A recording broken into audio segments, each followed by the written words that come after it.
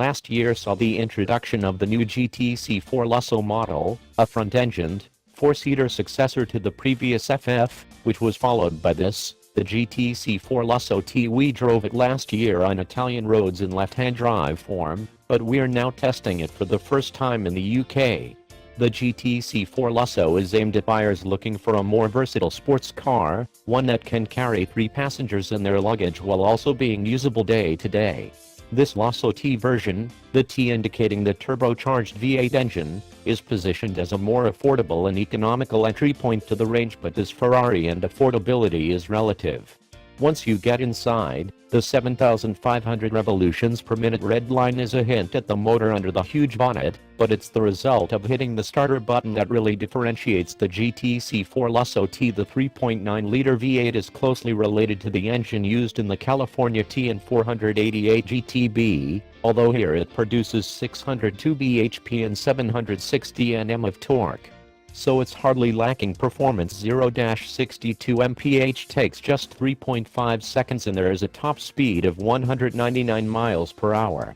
The V8 is more economical than the V12 too, partly thanks to a 55 kg weight saving, but potential owners are unlikely to be too worried about how much this 200,165 pounds Ferrari costs to run. It's more about going longer between refills by getting a few more miles from the huge 91-liter petrol tank.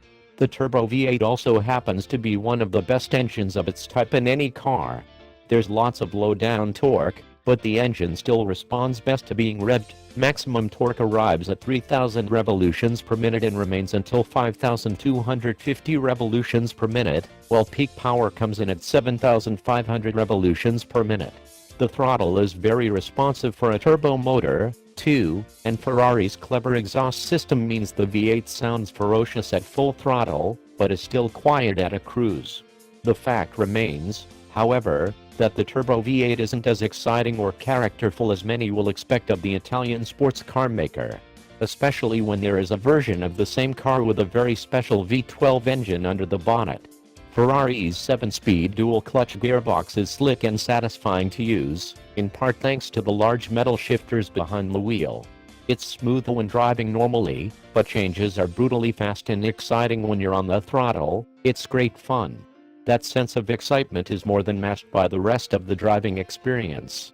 The steering is quick and precise, and weights up consistently as you load up the front wheels on the way into a corner, but it's pleasantly light when you're not pushing the car hard.